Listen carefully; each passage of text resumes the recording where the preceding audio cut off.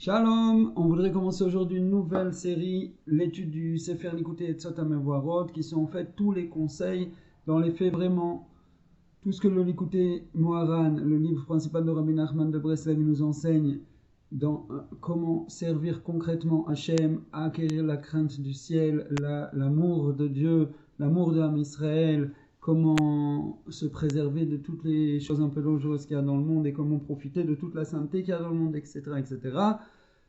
Bref, comment être un bon juif, comment être un chassid Breslev dans les faits vraiment. Ça, c'est le Likutei Etzot. Le Likutei Etzot HaMevorot, les conseils expliqués, ce sont les cours de Rav Shimshon Bartsky, un grand chassid Breslev et un descendant de Rabbi Nachman de Breslev. Et ce sont ses cours et ses explications sur le Sefer Likutei Etzot. Bref, il n'y a pas mieux que de commencer pour se rendre compte de quoi il s'agit. Donc, la première partie du livre, ça s'appelle Emet Ve'emuna, la vérité et la foi. Et chaque partie est composée de plusieurs paragraphes. Il y a des paragraphes qui font plusieurs pages et il y a des paragraphes qui font quelques lignes. Le premier, d'après, il est un petit peu long. Donc, on essaiera de donner une version extrêmement courte pour ceux qui n'ont pas la patience d'écouter. Mais comme il s'agit du sujet de la foi, Emouna, ça vaut la peine aussi de passer au crible ce qui est enseigné ici parce que c'est quelque chose de vraiment essentiel. Le fondement de notre personnalité, le fondement de notre être, le fondement de notre service divin. Donc, je lis en hébreu un petit peu rapidement et on traduit plus ou moins et on en parle. Ikar הגאולה תלויה באמונה, כלומר הגאולה תבוא כאשר בני ישראל יתחזקו באמונה אמיתית ויאמינו. L'essentiel de la délivrance finale, la venue du Mashiach, l'avènement d'un degré de conscience qui permet d'appréhender la réalité et la réalité divine, en particulier l'unité divine sous un nouveau jour, ça viendra du fait de la Emouna. Quand les Juifs avanceront, grandiront en Emouna, en foi, dans leur foi, ils permettront la venue de la délivrance, l'avènement de la délivrance. Maintenant, Rabbi Nachman, il a dit que dans le monde, la Emouna, c'est considéré comme une petite chose. Mais chez moi, c'est une très grande chose. Qu'est-ce que ça veut dire? Si on demande à quelqu'un, est-ce que tu as la foi? Alors, il peut répondre oui ou non. Celui qui croit qu'il y a un être infini qui existe hors du temps, ça veut dire, on peut dire, il était toujours là, il sera toujours là. Et c'est lui qui a tout créé. Et c'est lui qui s'occupe aussi de sa création. Alors, ça s'appelle, il croit. Et celui qui ne croit pas ça, il ne croit pas. Et celui qui croit à des forces cosmiques, décider ça plus ou moins, mais il ne veut pas vraiment adhérer à l'idée d'un créateur tel que la Torah nous le révèle, etc. Alors il dit, oui, je crois à quelque chose. Mais les gens, ils ont une perception parfois que la réponse à la Emouna, c'est ou on est croyant ou on n'est pas croyant. En fait, c'est pas du tout comme ça. La Emouna, c'est un domaine de vie dans lequel on peut grandir en permanence. Tous les jours, on peut avancer et grandir dans sa Emouna, et Dieu fasse qu'on mérite que ce soit vraiment le cas et qu'on grandisse dans notre Emouna. Maintenant, ici, dans ce livre extraordinaire, on va apprendre trois visages essentiels de la foi, de la Emouna, qui va déjà nous ouvrir énormément la perspective, mais c'est sûr que en quelque chose de si court, on ne peut pas faire le tour du sujet. La foi, c'est, comme j'ai dit tout à l'heure, c'est la base de tout avodat Hashem, et il y a écrit que si il fallait résumer toute la Torah, toutes les mitzvot, les 613 mitzvot, et tout ce qui va avec, toute la voie de la Torah, s'il fallait la concentrer en un concept, ça serait le concept de Emouna. La Torah, ça nous enseigne à vivre dans la foi. Donc, qu'est-ce que c'est cette foi? Le premier des 3 points, il est décrit comme ça. Ki kol hamitrachesh ba'olam beklaliyut, ve'kol hakore im kol adam bepratiyut, en isurim chas ve'shalom.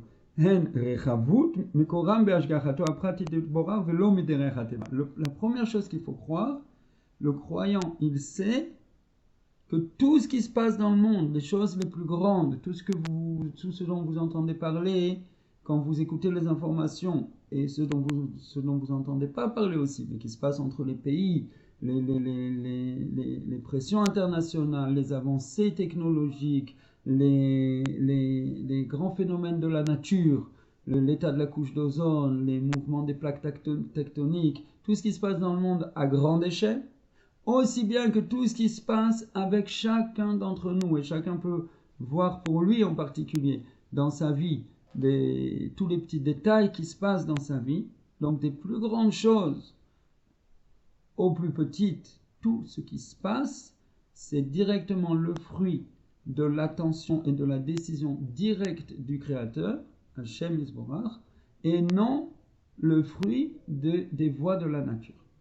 Ça veut dire toutes les lois de la nature, c'est le revêtement le plus courant qu'Hachem utilise pour exprimer sa volonté.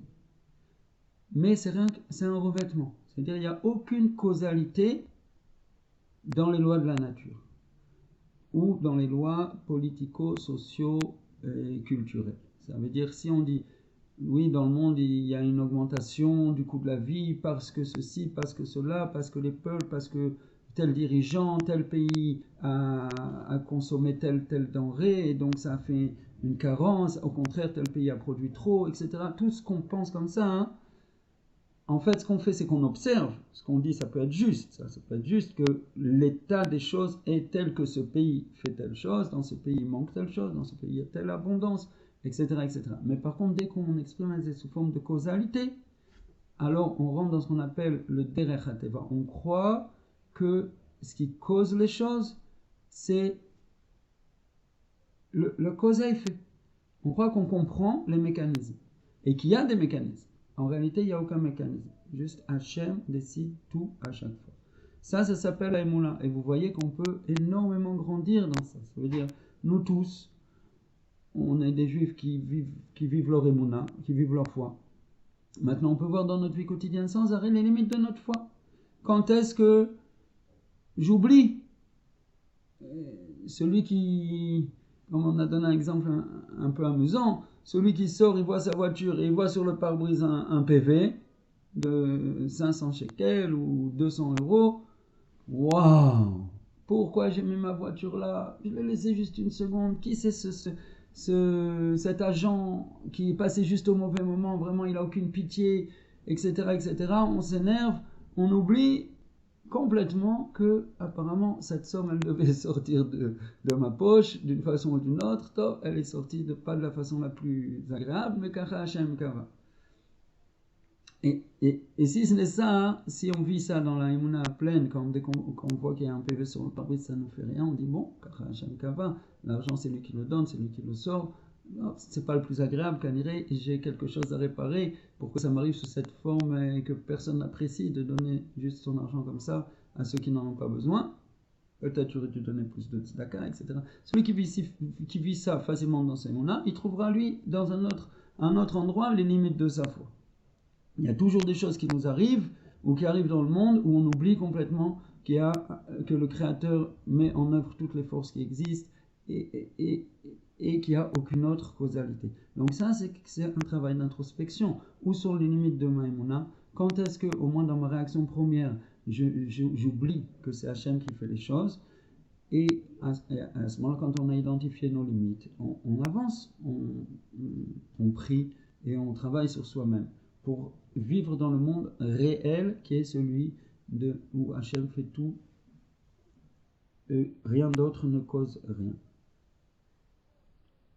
Et il faut savoir, je fais une petite parenthèse parce que c'est un sujet très profond en lui-même, mais c'est vraiment essentiel dans la compréhension de la Emouna, c'est que selon mon degré de Emouna, je vais pouvoir être le récipient de révélations plus directes de l'intervention divine. Si je sais et je crois avec une force extraordinaire, vraiment en moi, sans me dire en deuxième pensée, ah oui, c'est Hachem. Non, je vis vraiment à chaque seconde que tout est Hachem. Alors je vais pouvoir être le réceptacle d'une expression beaucoup plus directe de l'intervention divine et d'une révélation du fait que les forces de la nature, les lois de la nature n'ont aucune cause dans ce qui se passe. Amevin Yavin, celui qui comprend, comprend. Le deuxième point que le Yetzot Amevorot nous développe ici, c'est Kacha. Ve'od Yaminu, ki kol hamesavev kutsho berichuv ima adam, ou rak le toiva. Kefi Amevoar bedivre Chachamenu Zal, écrit dans la Gemara dans Brachot, kol ma de'avid rachmana letavavid, mashma ki kol ma she'akadosh baruch hu oseh im avadav, u tova gmura. Kefi Amevoar od bechol sifra emet, ובפרט בליקוטי הלכות. On va s'arrêter là dans un premier temps. Donc il dit que la deuxième étape, le deuxième pan de la Emouna qui est très important et qui va tout va ensemble, la Emouna c'est un tout, c'est de savoir que toutes ces choses-là qui se passent et qui sont donc directement l'expression de la volonté du Créateur, elles sont entièrement pour le bien des serviteurs d'Hachem, pour le bien du Ham Israël, pour le bien des êtres humains. La Gemara elle dit, il faut s'habituer à dire tout ce que fait Hachem, le miséricordieux, il le fait pour le bien. Donc, ça veut dire, quand Hachem il fait quelque chose, c'est bien. Quand le bien, il est défini par Hachem, il est fait par Hachem, il n'y a aucun effet secondaire, entre guillemets. Il n'y a aucune chose qui n'est pas bien. On dit dans la Hamida au début, Agomel chassadim tovim. Il donne, il fait des bontés bonnes. Qu'est-ce que veut dire des bontés bonnes? Chassadim tovim. Tout le chassid, c'est toujours bon. Alors, une des explications, c'est bon pour celui qui reçoit et c'est bon pour tout l'entourage aussi. Pas comme nous, les hommes, parfois, on fait d'abord, quand on veut faire une bonté, parfois, ça sort pas bien pour la personne qui la reçoit. Et il y a d'autres cas où, peut-être pour elle, c'est bien, mais pour ses enfants, pour son entourage, pour des choses, pour 10 générations à là, parce que finalement, ce qu'on a fait, il va y avoir des conséquences pas bonnes. Chez Hachem, il n'y a pas, ça n'existe pas. Hachem, quand il fait le bien, c'est le bien absolu, et Hachem, il fait toujours le bien. Alors, je vois que vous avez une question. Moi aussi, j'ai une question. On ne voit pas que tout est bien dans le monde. Ni dans notre vie, dans les petits détails de notre vie, ni dans les grands événements du monde. Alors là, Rav Barsky va nous donner une clé qui répond, qui donne, disons, une structure dans laquelle on peut commencer à comprendre les choses. Ça ne répond pas à toutes les questions, mais ça ouvre la voie principale de compréhension. Il dit comme ça, כי הייסורים שהקדוש ברוך הוא שולח לאדם הם כדי לעוררו משנתו, שישוב מדרך טועים לדרך התורה, דרך האמס, כפי שמבואר בליקוטי מוהר"ן, על הפסוק תוהי כסה עובד, וכפי המבואר בפירוש רש"י על הפסוק תושב אנוש עדה ותאמר שובו בני אדום. שהקדוש ברוך הוא שולח ייסורים קשים רחמנא ליצלן לאדם, ובאמצעותם הוא מזהירו לשוב מדרכו הרעה ולהפך באשר להרחבה משפיעה הקדוש ברוך הוא טובויס לנסויס את האדם אם יכיר ויאמין כי טובויס החסדים הם מהשגחתו הפרטית או אם חלילה יחשוב כי את הטוב צווח בגלל השתדלותו וחוכמתו. Donc il dit comme ça, les souffrances et les choses difficiles qui arrivent à l'homme, Hachem les envoie pour nous réveiller de notre sommeil. On dévie de la voie qui est bonne pour nous, de la voie de la vie. Donc Hachem il nous secoue pour nous réveiller, pour qu'on revienne vers la voie de la Torah, la voie de la vérité. Ça c'est rapporté dans l'Ikutei Moharan, c'est rapporté dans beaucoup d'autres livres. David Amer a aussi traité directement le sujet dans les Tehillim. Et donc on peut maintenant comprendre, on a une clé pour comprendre pourquoi même les choses que nous on appelle des souffrances ou des limitations, elles sont en réalité bonnes. Si je vois quelqu'un qui dort, quelqu'un qui s'endort au volant, et je le secoue violemment pour qu'il se réveille tout de suite, je lui ai fait une bonté ou pas? Mais après, plutôt son taux d'adrénaline il monte, il a peur. C'est bien sûr une très grande bonté. Maintenant il se réveille, il reprend le contrôle du véhicule, sinon il y aurait une catastrophe. Exactement comme ça pour nous. Quand il nous arrive des choses difficiles, que ce soit à petite échelle ou chas v'shalom à grande échelle, c'est qu'il faut qu'on se réveille et qu'on change de cap, qu'on revienne vers la vérité, qu'on revienne vers la Torah. Au niveau individuel, au niveau général, comme ça marche. En général, Bevadaï, quand on commence à peine à dévier, les Yisurim ils sont petits, la Gemara elle va jusqu'à dire, qu'est-ce que ça s'appelle des souffrances? Yisurim c'est souffrance. Qu'est-ce qui s'appelle des souffrances? Si j'ai 2 pièces dans la poche, j'ai besoin d'en sortir une, j'ai une pièce de 1 euro et j'ai une pièce de 5 euros, j'ai besoin de sortir la pièce de 5 euros. je mets la main dans la poche, il sort celle de 1 euro, c'est déjà une souffrance. Comme ça le dit la Gemara. Ça veut dire, normalement, dans le monde, tout doit aller pour le mieux, tout doit aller comme moi, j'ai besoin que ça aille. Il n'y a pas de raison qu'Hachem ne fasse pas. Il ne me facilite pas la vie, jusque dans les moindres petits détails. Mais si je vois que ce n'est pas le cas, c'est qu'on me parle, Hachem me dit, tu as quelque chose à modifier, sinon tout se serait passé comme tu as besoin. Il y a beaucoup de tzadikim, pas énormément, mais il y a plusieurs tzadikim, dont les élèves ont vu que chaque fois qu'il ouvre un livre, et parfois dans un cours, il faut ouvrir une dizaine de livres, chaque fois qu'il ouvre un livre, ça s'ouvre directement à la page à laquelle il a besoin de lire. Et il y en a même qui, quand ils ont ouvert, après ils tournent un peu les pages autour et ils reviennent pour pas que les gens s'aperçoivent que c'est le cas. Ça veut dire, eux, ils sont propres, ils n'ont pas besoin de modifier leur comportement pour l'instant. Donc Hachem, il n'a aucune raison de ne pas leur faciliter la vie. Ça, c'est les Issourim. Bien sûr, tout le monde sait qu'il y a des souffrances beaucoup plus grandes, Dieu fasse qu'on n'ait pas à les expérimenter. A priori, plus la souffrance elle est grande, plus il faut réagir vite, plus Hachem il nous secoue parce qu'il y a une urgence. Le deuxième aspect qui est développé ici, et ça c'est peut-être encore plus surprenant, et qui dit que quand Hachem il envoie beaucoup de bonté à l'homme, ça veut dire plus que ce qu'il a besoin pour son quotidien, ça c'est une épreuve. Il s'enrichit plus que ce qu'il a besoin pour vivre. Il devient célèbre. Les gens parlent de lui plus que ce qui est bon pour un homme normal qu'on parle de lui. Il réussit, tout ce qu'il fait réussit, à un degré élevé. Quand ça arrive, ces choses-là, où il a beaucoup d'enfants, tous ses enfants réussissent, tous ses enfants se marient dans des meilleures conditions, ils avancent tous extraordinairement bien dans les voies qui sont bonnes, etc., etc. Tout ça, les bontés d'Hachem à grande échelle, c'est des épreuves. Hachem nous envoie ça pour nous tester. Est-ce que je vais réagir en levant les yeux au ciel et en disant « Merci beaucoup Hachem, combien tu me donnes des cadeaux sans aucune raison, tout est de ta bonté ».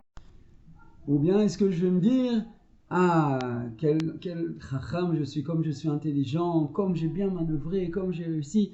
Ah, vous avez vu comme je suis devenu riche, les investissements extraordinaires que j'ai fait, etc. etc. » Bien sûr, dans le premier cas, j'ai réussi l'épreuve et donc il n'y a pas de raison que l'abondance elle diminue. Dans le deuxième cas, comme on va voir tout de suite, soit l'abondance elle risque de diminuer, soit ça risque de se retourner pas à mon avantage au final. Et donc ça aussi, c'est quelque chose sur lequel on peut méditer énormément. Chaque chose qui m'arrive dans les deux sens, des choses un peu difficiles, des choses qui sont très bonnes, il faut que je pondère, il faut que je sache comment les vivre, comment les accepter, comment les intégrer dans ma vie. Et chaque chose, elle doit m'approcher d'Hachem. Je remercie Hachem. Je vois, même quand j'ai des Issourim, si je réalise ce qui se passe et que j'arrive à modifier mon comportement, à revenir à vivre une vie plus vraie, bien sûr que je dois remercier Hachem. Merci de m'avoir secoué. Sans ça, je ne sais pas ce qui se serait passé. J'aurais perdu le contrôle du véhicule.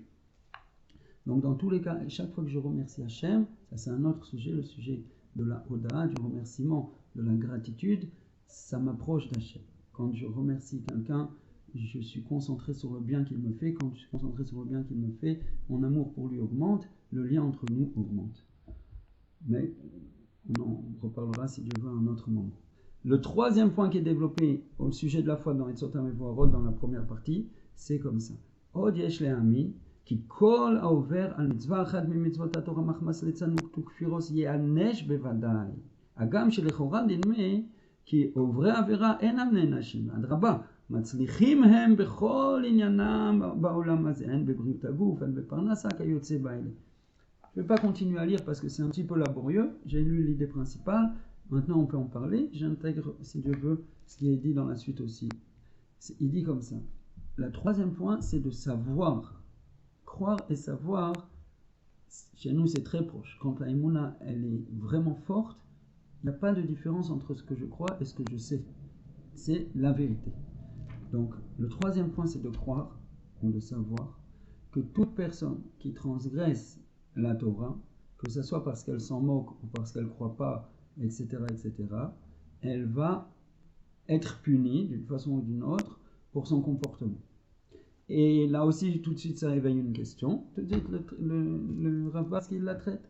Et même si je vois que c'est pas comme ça, et je vois beaucoup de gens qui respectent pas les lois de la Torah et qui vont pas dans les voies de la Torah et qui ne sont pas du tout punis, au contraire, ils ont beaucoup de réussite et beaucoup de bonnes choses, que ça soit dans leur santé, dans leur parnassage, c'est-à-dire dans leur richesse, dans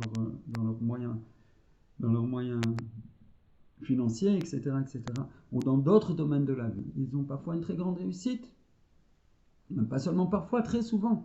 Et à l'inverse, il ajoute, je vois aussi que des gens qui vont dans la voie droite de la Torah, ben, pas toujours on voit tout de suite que la vie dans ce monde leur sourit. Ils ont beaucoup de limitations dont il se serait bien passé. Il explique dans la suite, comme ça, que la réussite de ceux qui se moquent de la Torah et qui la négligent et qui la renient, en fait, dans un premier temps, c'est une épreuve pour ceux qui sont dans la voie de la Torah. Est-ce que moi je vais voir que Hachem me fait vivre dans des conditions limitées et pourtant je fais sa volonté, et je vois autour de moi des gens qui ne respectent pas sa volonté et même qui s'en moquent, qui la dénigrent, et j'ai l'impression qu'ils vivent dans des bien meilleures conditions. Qu'est-ce que je vais faire dans ce cas-là? Si je vais après mes yeux, après ma compréhension très très très éphémère, je vais dire, attends, moi je veux vivre, donc je change de façon de vivre. Mais si je fais ça, et je dis, Hachem choisit comment les gens vivent. Moi, ce que je veux, c'est vivre dans la vérité, vivre dans la Torah, vivre dans la vérité, avoir une vie qui a du sens et qui mène quelque part spirituellement. Maintenant, les conditions de ma vie, je laisse Hachem choisir. Je n'ai pas besoin de juger si ma vie elle est trop ceci ou trop cela, et encore moins de comparer avec la vie des autres. Donc moi, ce qui m'importe, c'est d'aller dans le chemin de la vérité. Je sais, j'ai vérifié et je suis ma'amine jusqu'au plus profond de mon être que le seul endroit où la vérité elle est révélée, nette et propre, c'est dans la Torah. Donc moi, je ne bouge pas du chemin de la Torah. Et je peux voir autour de moi toutes sortes de choses que je ne comprends pas. Ça ne me pose aucun problème. Pourquoi? Comme on va voir tout de suite dans la suite. Si je me renforce dans ça, alors aussi je me renforce dans la Emouna. Le fait que je vive dans un monde à l'envers, ça ne fait que me rapprocher encore plus d'Hachem. Je grandis à Emouna, j'ai tout gagné. Mais c'est vrai que c'est une épreuve. Beaucoup de gens, aujourd'hui, beaucoup de jeunes, etc., ont des difficultés à faire cet effort-là, de se renforcer dans l'aïmouna, et ils font des détours parfois qui leur font perdre un peu de temps, et qui au final vont aussi le renforcer.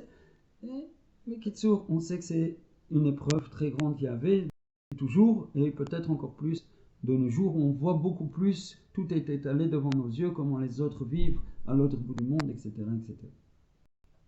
Donc ça c'est un premier aspect. J'ajoute entre parenthèses, parce que ce n'est pas écrit dans le livre, un autre aspect, c'est connu que Hachem, il est patient et il veut laisser à l'homme la possibilité de faire tchouva. Si il envoie sans arrêt des punitions et il fait une vie difficile, même si la personne, comme il acquiert la sagesse de ce dont on a parlé, ce dont on a parlé dans le deuxième point, il va comprendre que si j'ai des difficultés, c'est qu'il faut que je change mes voies. Même s'il fait ça, c'est pas de son fait. Donc, c'est pas vraiment entièrement à son crédit. Hachem, en général, il laisse les gens, surtout les gens qui ont été élevés, pas dans la voie de la Torah comme il y en a dans nos générations aujourd'hui. Il y a quelques centaines d'années, ça n'existait pas. Ceux qui sortaient, mais tout le monde avait été élevé avec la vérité de la Torah. Aujourd'hui, c'est pas comme ça. Aujourd'hui, il y a des deuxième, troisième génération, quatrième génération. Bien sûr que Hachem, il est patient avec eux.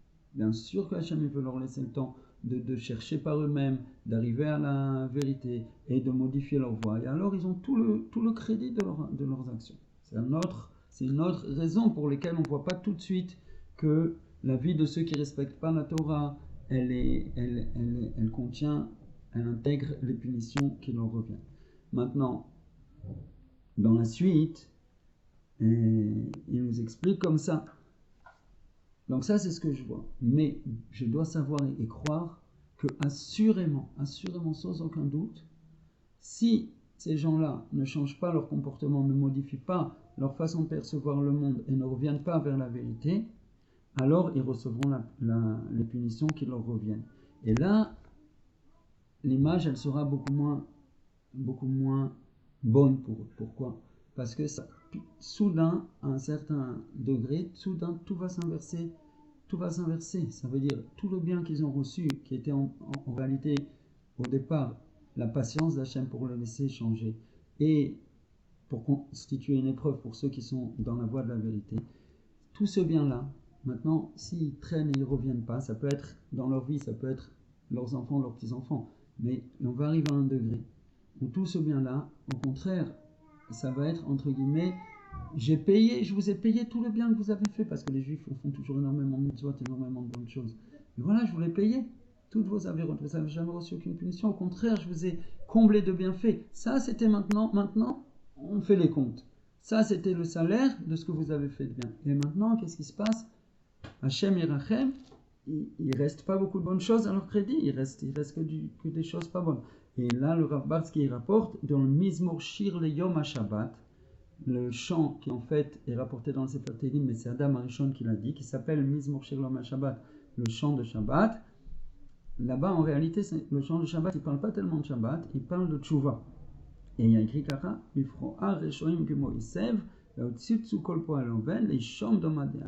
au final, ce qui va se passer avec les Reshaim qui s'entêtent et qui ne se remettent jamais en cause et ne modifient pas leur voix, c'est qu'ils vont être perdus définitivement, entre guillemets. Et donc toute leur réussite, au final, elle s'est retournée contre eux, pas pour leur bien. Maintenant, c'est sûr qu'Akadosh Baruch Hu ne veut pas ça, et aucun juif ne veut ça pour personne. Mais il faut savoir que c'est la vérité, et il faut croire dans cette vérité, notamment pour ne pas être brinque-ballé, pour ne pas être mis à l'épreuve par ce qu'on peut voir parfois. La réussite de ceux qui ne gardent pas la voie de la Torah. Maintenant, laissez-moi une seconde. Bon, alors maintenant on arrive à la conclusion de ce passage. C'est que on a vu les 3 points de l'Aïmouna. Si le Ham Israël se renforce dans ces 3 points, et même ne serait-ce qu'une communauté, un groupe Aminyan, se renforce vraiment dans ces 3 points, vit vraiment que toute chose est d'Hachem Esborach, le bien et les difficultés, et que tout est pour le bien vraiment, et n'est aucunement influencé lorsque ce qu'il voit autour de lui ne corrobore pas ses vérités, parce qu'il sait qu'il y a des éléments qui sont pris en compte à long terme, la patience d'Hachem, etc., comme on vient de parler. Ils vivent comme ça pleinement, chaque chose, chaque instant. Ils arrivent à faire abstraction des données des sens comme étant la réalité, et de ce que le cerveau y déduit que ça, c'est la cause de ça, etc., comme étant la réalité.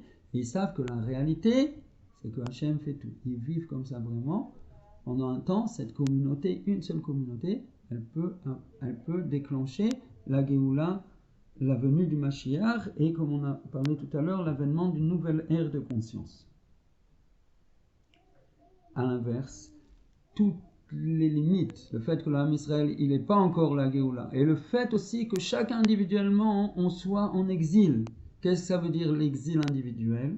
C'est qu'on est dans des états et pas toujours bons. On a de la tristesse, on a des angoisses, on a des craintes. Toutes ces choses-là, ça s'appelle l'exil intérieur. Ça aussi, c'est dû à un manque de Imuna. Qu'est-ce que ça veut dire? Il explique, très intéressant, que j'ai trop misé sur les voies de la nature. J'ai trop pensé que, bon, au travail, j'ai un problème, j'ai pas assez, il faut que je gagne plus, donc je vais faire un bon contact avec tel responsable, il va m'introduire auprès de ci, de ça, etc., etc. Ou bien j'ai investi selon les lois, avec qui j'ai investi, ou bien, Chas Shalom, il y a un problème de santé dans ma famille, autour de moi, je me suis investi très fortement, les médecins, les machins, j'ai lu, j'ai appris, j'ai décidé quel professeur allait faire quelle intervention, ils m'ont conseillé, etc. Et au final, toutes ces choses-là, ça n'a peut-être pas marché. Et ça peut être en petit aussi, même sans trop réfléchir. Je suis investi dans les lois de la nature, et je vais avec ça, ça ne marche pas. Ça crée des déceptions, ça crée une amertume, et ça cause le fait de pas se sentir bien, qui s'appelle l'exil intérieur. Et on a tous ça. Qu'est-ce qu'on fait? Les gens, ils prennent des antidépresseurs, c'est le contraire de ce qu'il faut faire. Si je vois que je suis en exil intérieur, Rak Emouna, c'est la Emouna. Ma Emouna, elle n'est pas assez forte. Si je me renforce en Emouna, je vais me sentir mieux. Pourquoi? Comme on a parlé tout à l'heure, dans la Emouna, tout est compris. Même s'il m'arrive des choses difficiles, elles vont au contraire me faire vivre une meilleure vie. Je vais modifier mes voies, je vais me sentir mieux très rapidement, parce que je vis mieux. Et si on arrive à des degrés forts de Emouna, les maladies disparaissent, tous les problèmes disparaissent. Maintenant, extérieurement, pour un œil extérieur, parfois le problème il reste, mais la personne elle est heureuse, elle vit bien. Qu'est-ce qu'on a besoin de plus que ça? Et même si d'autres appellent ça l'imbécile heureux, ils peuvent étudier l'histoire extraordinaire de Rabbi Nachman de Breslev qui se trouve dans le livre Sipurei Masiyot, qui s'appelle Le sage et le simple, et ils comprendront que d'être heureux, c'est pas du tout le fruit d'une simplicité, et là c'est un des buts de la vie, parce que quand je suis heureux, je peux commencer à vivre une bonne vie et à avancer, alors que quand je ne le suis pas, je suis bloqué dans toutes mes voies intérieures et de progression dans le monde. Donc, à travers ces trois aspects de la Emouna qu'on a vu et en s'y renforçant, et en particulier si on forme un groupe qui va s'y renforcer, on sort de nos limitations individuelles, de notre galoute individuelle, et on arrive vers la Géoula. Et si on fait ça un peu plus à grande échelle, on amène la délivrance à toute l'humanité.